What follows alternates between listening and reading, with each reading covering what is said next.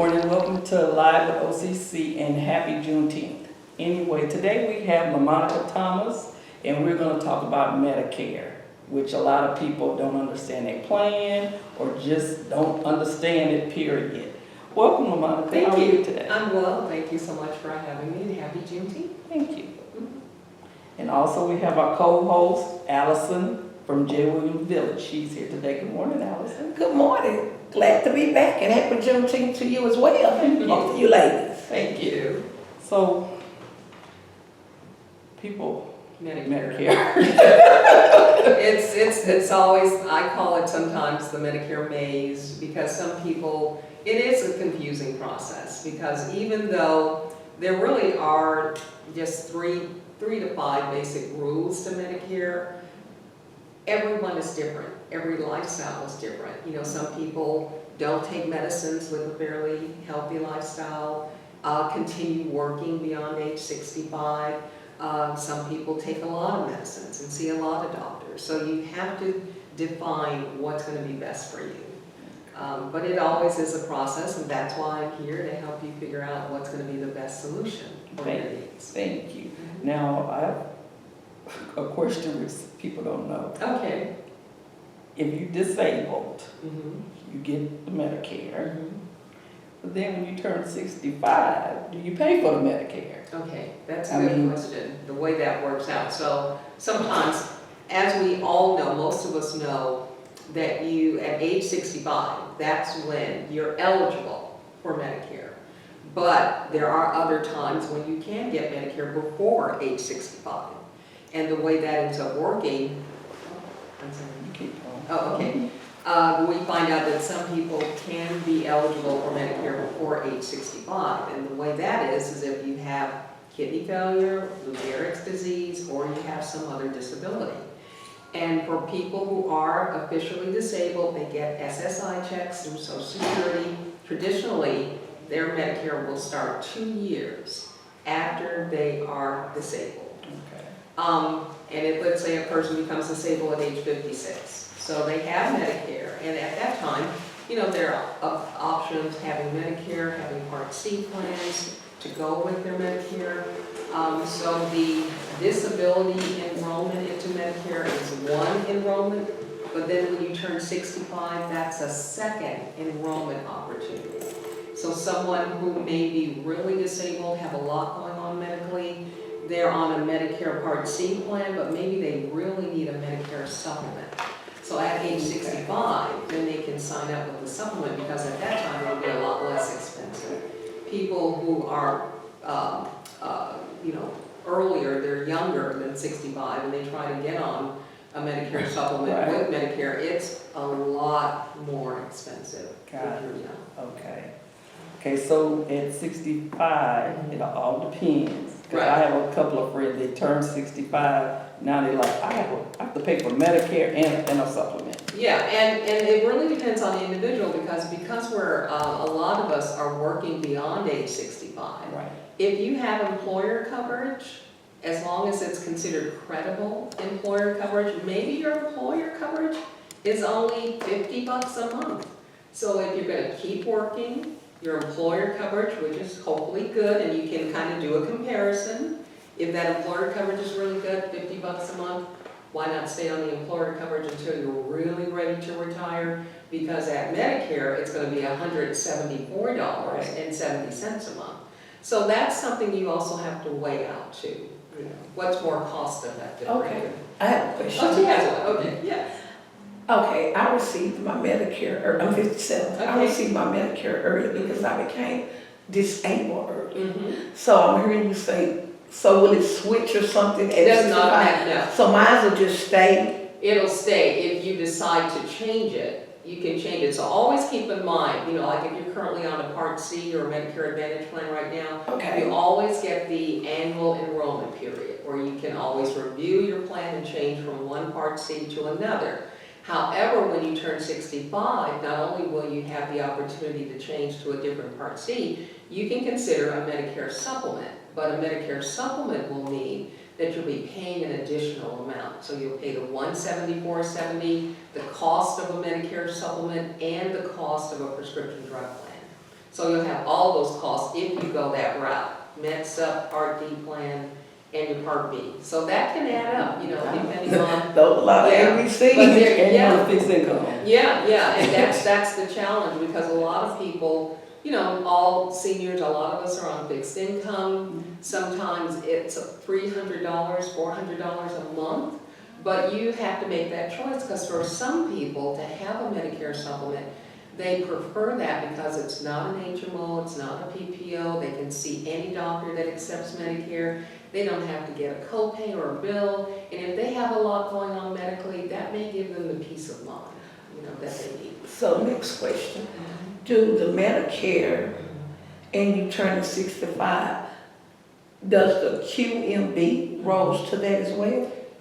Those are two different. Okay, they're two different Yeah, two different entities. platforms, I Okay. would say, because Medicare is obviously the federal health insurance company, and Medicaid is through the state. Okay. So if you do have Medicare or Medicaid, like through your disability, Yes, I then have it QMB. probably, every year you have to renew it. I So do. as long as you follow the rules and renew it, then yes, it should all carry over. Even at Without a 65? problem. Oh, yeah, absolutely. Okay. As long as nothing has changed, because if anybody knows, when it comes to the state, they're gonna check and be sure that you have not had any changes, especially with an increase in income or anything that could knock you out of QMB. Okay, Yeah, absolutely. that's good to know. Mm-hmm. Yes, ma'am. Yeah, I mean, and you work, a lot of people, like you said, are going to 67 because of this. Yeah, And you almost have to check like 3 years before you're thinking about retiring. yeah. You wait, oh, can't wait till 65 to retire, but then when 65 comes, when you see, well, this fixed income Mm-hmm. pay for this. Right. So I'm gonna stay 2 years, so once you 67, then you almost can make what you need to make now. Right. And pay for your Medicare. Well, I'm not a financial planner, but, those are questions you have to ask yourself, because again, it's, if you do decide to leave an employer, and then you're gonna have your Social Security, and you have to look at your income, your expenses, and decide, which option is gonna be the best for you. And the best thing to do is to maybe reach out to a financial planner to kind of help you figure out things. And, you don't have to have a lot of money to meet with a financial planner, because all you want to be sure that you're taking the steps, and planning Right. is one of the best things we can do. I mean, that's something a lot of us just don't do. We don't take a look at where am I going to be 5 years or 7 years from now, and what will the expenses be. We do know though, if you don't start Medicare at 65, and then you wait, because I'm having a conversation, that phone call that I just got before we started this guy is 69, and he left his job, but he didn't start Medicare within that 63-day window. Because if you go beyond 65 and wait to start Medicare, you better have credible coverage, because that gives them permission to come after you and penalize you when you're ready to start Medicare. So basically, you better start it, even if you're working. Well, you don't have to, because then that could be a more expensive option. I mean, some people, you're right, when they're working, they just choose to go ahead and, Right. and leave the employer coverage and start Medicare, if it's more cost effective. But if you are working, and as long as you have benefits, I'm meeting with another gentleman. He is 67, and he is leaving his job. He says he wants to start Medicare in January. So we're planning, what he has to do to make a smooth transition, and only pay the $174.70, because if, again, you wait a couple of years, you don't have any current health insurance, Medicare, they'll enroll you, but every year that you've gone without medical coverage, instead of that Part B being $174.70, it's $174, 10% more for each year. So what was $174.70 for him could have ended up being $209.49 a month, because he was penalized, because that's what they're going to ask you. Are you leaving employer coverage? Are you leaving coverage, medical coverage, to start Medicare? Because the question is, well, why did you wait so late? Why did you not get enrolled at 65? And for most people, the answer is because I have employer coverage. And there's also a form. When you apply for Medicare later, if you do have employer coverage, you have to fill out this form L564 that your employer signs off on and you sign off on. So, now I'm kind of understanding my uncle will be 80 at the end of the month. And he was trying to keep explaining to me that he has to pay this extra money Yes. to Medicare. And I was thinking, is he crazy or No. dementia? No. I was saying, well, why are you? And he couldn't really explain it to me, but now I'm understanding. Yeah. So, what I'm saying is maybe, a lot of elderly and their children that are caregivers need to talk to you or talk to someone in the field to really understand it, because what I'm understanding, Medicare is not cut and dry for us.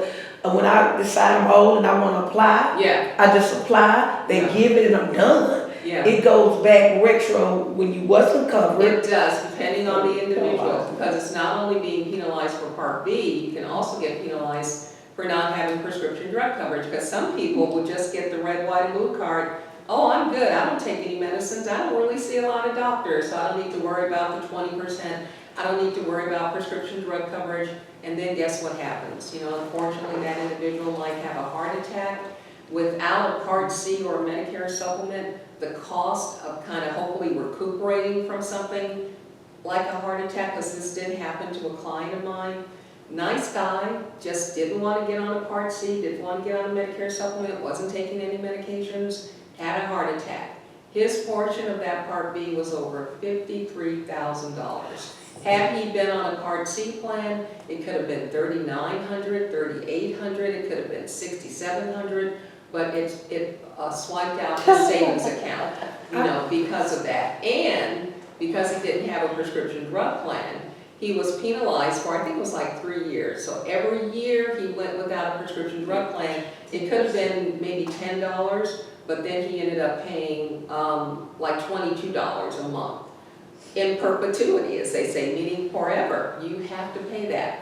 One way that you can possibly get exonerated from not having to pay the penalty, if you qualify, at least from the prescription drug penalization, if you qualify for extra help, meaning the program through Social Security that can lower the cost of medications if your income levels are below where you can get enrolled and approved for extra help, they will exonerate that penalty for prescription drug coverage. Question, is this something that most Medicare, what would we call you? Broker. Medicare brokers. Yeah. Is this something that you guys generally discuss with people when they're enrolling? Because I've enrolled my parents into Medicare and nobody has ever said the things that you were saying. Really? So is this standard that you would tell us? It should be. It people don't. Yeah, I think it really depends on the individual. I mean, I was raised by my grandparents, and it's hard to believe that I'm my grandparents' age now, but I was raised by them, and I've always had like an old soul, and so I always loved seniors all my life. My grandparents would take me to church, and I remember this one lady, she would always say, I'm fine and dandy, like peppermint candy. all these things that just made me embrace just older people. And so I got into this a little later. I didn't start doing this for, I guess I've been doing this now for 14 years, but before that I used to be on the radio. I did a lot of customer service work, things like that. But once I got into this, I got into it because every person that I talk to is my grandmother or my grandfather. Someone, who you want to treat as your family. So I'm real passionate about this, and education. And unfortunately, not everybody wants to hear it, but the ones that do, they get a lot of knowledge. Because hearing this is almost like you're talking about some form. Yeah. I'm thinking, feel a lot. Because I'm thinking, if you don't accept the prescription coverage, because you don't need it, Right. in my mind, I'm saying, why do I have to come back and pay for it later? Yeah.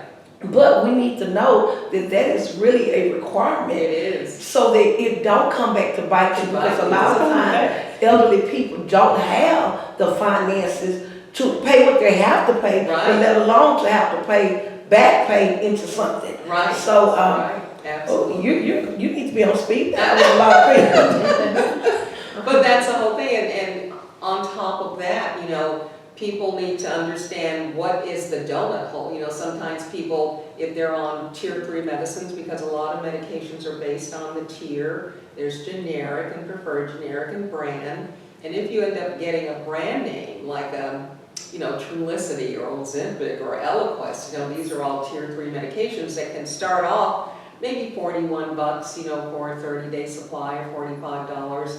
But then once you get into what's called the coverage gap or the donut hole, that means those medications, as with all medications, for that window of time, once the cost of their medications, because even though you're paying a $47 copay, the actual cost of that medicine from whatever company it is, Humana, United, Aetna, whoever it is, they're actually paying maybe $300 or $400 or $500. But for you, it's only $47. So they're doing the math.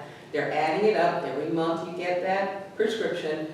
Once the cost of that medication hits over $5,000, you go into what's called the coverage gap. And that means that now your medicines will be 25% even higher.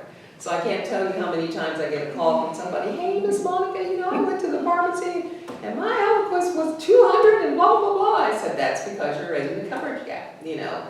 And so there are ways to get around it. Again, a Medicare specialist or a Medicare broker can sit down and talk with you to help you understand what to do. And for 2025, the good news is there are going to be some good changes. I can't really go into detail now, but there are going to be some really good changes for prescription drug coverage to hopefully, so people won't hopefully get into that scenario. But the best thing anyone can do is to trust a local agent.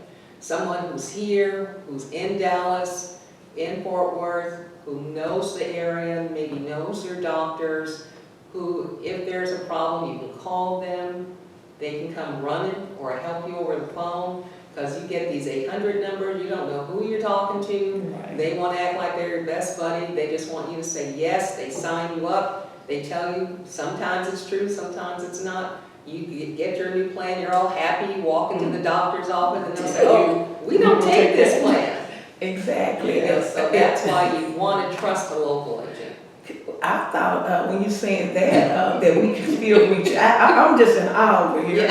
And wondering have I put my fingers in hot water. But I'm not gonna say I told you. I'm not gonna say I told you. But and I find myself, my mom is 77, she'll be 77 in September. I find myself when somebody calls her about Medicare or something and she likes their voice or things, so call my daughter and tell her, and she'll say, no, I want to go with them, I want to go with them. Yes. But when it's time to renew, I want to go with you. Because these people have called and came out and visit, but I didn't know that we can call you back later when we have a problem and say, hey, this did not work, blah, blah, blah, blah. I thought once they sign you up, it's done. That's not a really, I always say a good agent they want to continue and build a relationship with you. I mean, at the end of the day, it's always the customer service department of that particular plan. But if you talk to an agent first, they may be able to fix it. And if they can't fix it, then they'll say, call customer service, because sometimes the problem has to be documented. You know, and then sometimes it has to be escalated. So, but before you even go in all of that, it may be a question that I can answer, you know, or an agent can answer before you go. I typically only pick my mother's plan. We had to change because she does have 3-tier medicine. But her thing, my thing and her thing is, and my dad's thing, I like to stay with her doctor. Oh, of course. That's what's most important. I think she's been with Dr. Shinora almost 20 years. Nice. So if they're no longer taking that insurance, I find myself having to change. Right. But I'm not in the knowledge of everything. I only focus on keeping Dr. Shinora and keeping the cost of the medicine down. Right. Which I found out also, we've ran into a thing, one of our heart medicine costs a lot, but we wanted to go lower with the price, which doesn't agree with her body. So generic as opposed to brand. And so I'm learning about the donut hole, just sitting here listening, Yeah. And believe it or not, every time we renew, you've given me more information on this interview Yeah. than talking to somebody face to face. Yeah. And I'm just at the things that we need to know. Yeah, yeah, and there are access to patient assistance programs depending on, again, income plays a big component. You know, depending on the income level, sometimes people may not qualify for extra help because they might be right above, that income level, but patient assistance programs are there. And sometimes you gotta hustle. Patient assistance programs, you talk to your doctor, look, I have been your patient for some odd years, you better find me some free samples until I can figure this out, so whatever it Calling the takes. manufacturer. Yeah, you can call the manufacturer, you can, get discount. And that's what Dr. Sonora does. He goes beyond for my parents. So that's the only thing why our insurance hop yes, is to stay with him. yes, But I would love to understand more so I can make an informed decision. absolutely. And then can you change plans in the middle, or is it a certain time of the year, month that you have to do That's a that? good question. So here's the thing. Traditionally, when you sign up for a plan during open enrollment, it starts in January the next year, and then you're supposed to have it until next October. But there are instances where you can change your plan. I actually did both examples I'm about to tell you. So one example is because of the disaster, depending on the situation. Let's say if someone who just has original Medicare, but they missed their window to get enrolled in a plan. And so because of that, they could, they need to have something that's going to pick up that 20%. They could qualify for a special election period. So there are special election periods available where you can change your plan in the middle of the year.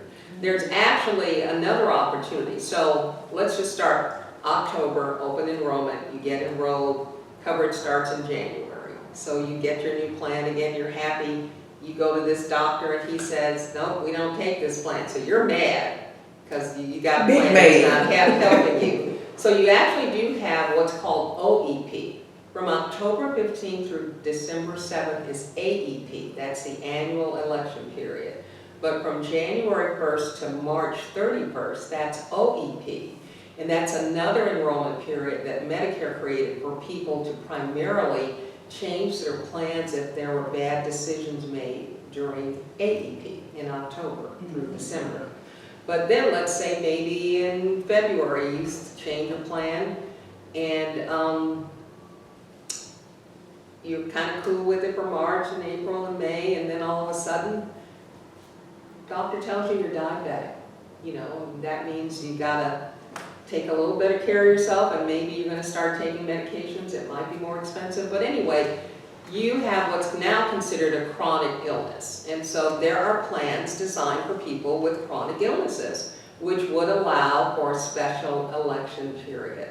And with that, again, it doesn't have to be diabetes. It could be diabetes, it could be heart issues, it could be blood issues. If people are on blood thinners, if they have stents or AFib, all of these are chronic conditions that could allow you to change your plan. And a lot of times those plans offer lower copays that could be just help kind of balance the costs, of what you're going through with medications and things like that. But to answer your question, yes, there are special election periods that are available during the middle of the year when we had that big storm, disaster. Governor Abbott proclaims different counties as special election disaster periods, and you could possibly use that as well. It just depends. I do medical sales. Another thing that people do not understand is, like she was saying, not changing doctors. You can call to your insurance and get an override for them to add that doctor in for her, or for your parents. Well, I'm glad you said that, Ms. Shalonda, because my orthopedic doctor that I've had since 2002 does not take my insurance. And I've had the most horriblest luck with other orthopedic doctors. He did my surgery 2002, 2004, and that's who I want. And I'm sitting here thinking, and I just break down and change your insurance. So I'm gonna call and ask them, what, Ms. An Shalonda? override to stick with that doctor. And we're gonna need the doctor's identification number, the address, because what happens is, like, your doctor may practice at Parkland, he may be at Baylor as well, where they're under another doctor's office has the same credentials under this umbrella. So still the same doctor, it's just another doctor is licensed with this particular insurance. Not your doctor, but another one. Yeah, in there that might be like a firm. supervising position. Yeah. I think So it might be Dr. Patel and Dr. Mayo. Okay. Dr. Patel is not licensed under this particular insurance, but Dr. Mayo is. Mhm. So they can go in and code it to put Dr. Mayo when you're really seeing Patel. Mhm. So you're still covered to go to your same doctor. Okay, Yeah. I've been trying to figure that out, and Yeah. I said when it's time for, open enrollment again, Right. I was just gonna switch my insurance, find out what Dr. Miles take, Mhm. and go there, Mhm. because I trust him. Yeah. But, again, you are a wealth of information, and a lot of, caregivers, I know for me, Mhm. that take care of our parents and have to make these insurance decisions, we're making them, not as well informed. Mhm. Because for me, I just, like I said again, thought about the medicine, keeping her doctor, Mhm. and that's it. Right. And what I will do to be secure, because one lady did tell me that they took Dr. Sonora, Mhm. the insurance, but they didn't. So what I will do is make sure you call while I'm sitting here to make sure, because he's a great doctor. Yeah, right, So- right. And there, nothing compares to having a wonderful relationship with the doctor, because that's worth its weight in gold. You know, you don't even wanna mess with that, you know, you wanna definitely do whatever it takes to keep that relationship. One more question. With the Medicare, what is it called, a supplement, when now they're offering the benefit cards for healthy living? Like, Those what usually- Humana offer and stuff like that. How does that work when you're picking a plan? Is there something that's added when we choose, like I chose Humana for my mother? Mhm. So those are the perks that comes with Humana? Mhm. Okay. Yeah, so every private company, they all offer their version of a Part C plan. And they're all pretty, across the board, you know, what they offer. Some just offer maybe a little richer benefit than others, you know, like they all will offer a dental benefit for the most part. Okay. Some will offer a richer benefit where they may pay for dentures, but others may not, or, you know, pay for dentures. And it's the same, they all generally offer, some places still call it silver sneakers, you know, like a gym membership. So some Used of to them love that. yeah, and they all do offer their version of that. You know, they all offer their version of vision benefits. Some may offer transportation. They all mostly offer their version of over-the-counter benefits, you know. And I think where people are getting confused at, Mhm. the healthy living, Mhm. like some of them offer $50. Right, right. And the other one may offer 200. Right. But you're losing benefits under the Right. 200, but they just look at it, Yeah. this cover my grocery Yeah, bill. right. Yeah, and Yeah. yeah, my mom wanted to No. argue with me on that, you know, and I'm like, but it's not, Yeah, but it's not. yeah. Another thing with prescription medication, people do not realize it. Just because you have health insurance, get you a good RX card. Mm-hmm, yeah. Do. Always keep that on file. Right, So they can check the difference, Right. you know, with the medications. Right. You know, even though with Medicare, it don't work as a prescription plan, mm-hmm. but it will save you some money. Yeah, It does, and I've that's had to true. use that because my mom has been on Demopressin forever. Mhm. And before we switched to the generic brand, we were paying $300 a month. Mm. So we're up on the insurance, we pay like $67 with the good RX card. And when we don't have it, we pay almost $89. Yeah, it And makes she a has to take that for the rest of her life. Mhm. So Yeah, it you're does right. make a difference, yeah. And that's another thing, my mom likes to go, but they said if I live in this zip code, I can get X amount of that. Don't I do said, it. Mom, it goes with a plan of insurance. Yeah. We're not changing. Yeah, yeah. So I'm definitely gonna reach out, and you have been very Well, informative. good. Cause I've been flying blind. Yeah, mine work And and another stuff. thing with the transportation, Mhm. a lot of the insurance, they will pay you for taking her to the doctor, Mhm. not just for public transportation. Mhm. They would take you as well for taking her to the doctor. Well, Coach Joe, you know more than basketball. I do not. Coach Joe, Yeah. Miss Mary, you just have all type of people in your circle. I'm still looking for a basketball coach, you know? Yeah. See, everybody else see me as the other side instead of the basketball coach. Thank God I got your number on speed dial. Go ahead. You need the speed dial. So how I'll can take it. somebody reach you? Very easy, you can call me on my cell, I'm always answering my phone. My husband's like, don't answer your phone, it's 8 o'clock at night. It's, but you don't know, I need my help. So I'm at 972-249-8907. That's my cell. I have a website, Team One Medicare, that's TEAMONEMEDICAR. What's your last name first, Monica? LaMonica Thomas, THOMAS. But yeah, telephone's always the best way, usually to get me, because usually if I don't answer, I'll call you right back. What's that website again, Healthy? Team One Medicare, .com, team1medicare.com. So, but,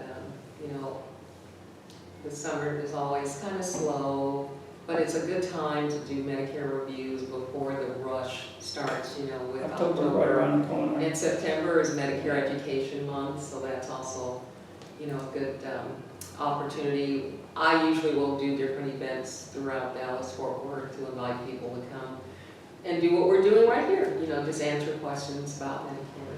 We're gonna have you back. Yeah. So, and then thank you for helping the lady and this lady she just happened to call me and I was like, okay, and she was in tears. Yeah. I mean, because she thought she had to move out of her house because she couldn't afford it. She couldn't afford her medication. It was just a whole mess. And she wasn't in Dallas County, she was in Ellis County. Yeah. Oh, wow. So that was a problem too, Yeah. but she was able to guide her and put her on the right track. So now the lady called me, she was like, just thank you so much, and she was trying to get a caregiver. And that's when people don't understand Medicare, you have to have both of them Yeah. in order to get the home health care. Yeah. And see, another thing, the stigma has been, if you have a house, you can't get Medicare, you can't get no help, you can't.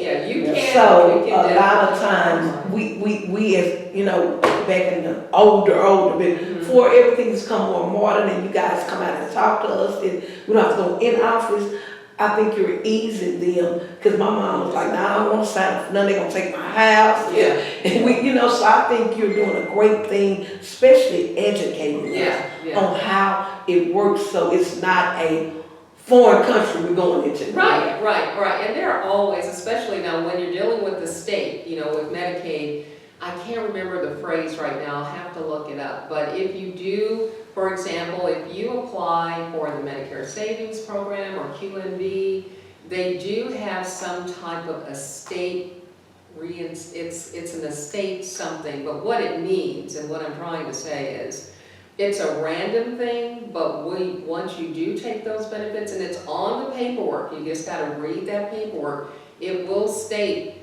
that it's a random selection, but they may reach out to you or the estate of that individual. That individual was on Medicaid and that individual passes, they may come and ask for your estate. It's not something they do to everyone, but it is, I think it's a 4-year window where they may, every 4 years, they're just gonna pull a person and say, well, you were on Medicare, Medicaid, and we need to go after your estate, to get the monies back. So that is something that can happen, but like I said, I was sitting down, because I don't work for Medicaid, I'll be the first to say that, but when helping people and they're, eager to sign up, and so we were just reading everything through and through, because he said, and he was, I think he was Iranian, but it was hard for him to understand, and so it forced me to sit there and review everything, and that's when I saw the estate recovery. It's the Medicaid Estate Recovery Program, which can happen, but again, it's just few and far in between that happens to. Okay. Yeah. Thank you so much for My coming out. pleasure. Absolutely. And thank you for the information. You're welcome. And again, can you give me your phone number? Sure. Your name and your phone number. It's LaMonica Thomas, and my number is 972-249-8907. Thank you. All right. Coach Jill came in. This is Yolanda Hi. Sure, yeah. of the Glass Squad. Good. Thank you for coming out today, co-hosting. Thank you, Allison. Thank you. So hopefully your mind is a little bit better. It is. Miss Berry always know how to fix something in somebody. Yes. So, And I think another thing, I don't know if you covered it or not, a lot of people do not realize with those Medicare, just in case you have to go into a nursing home, Mhm. you check those benefits. Yeah, well, there are different Medicare, Medicare Advantage programs designed specifically for nursing homes. Hey, I got the dream team now. I don't know. You wanna check it, just in case you need it. Okay. As to need it and have it, than to need it and not have it. Yeah. Okay. Yeah, so Absolutely. those are totally different. Absolutely. Okay. It's totally different. So I would definitely be following up with you ladies to better understand and make sure I have my parents where they need to be. Oh, absolutely. They're 77, and I'll be 81 on the 27th. Oh, that's amazing. That's wonderful. all right. All right. All minds clear? Our minds clear. All right. Thank you for tuning in, and we'll see you next time.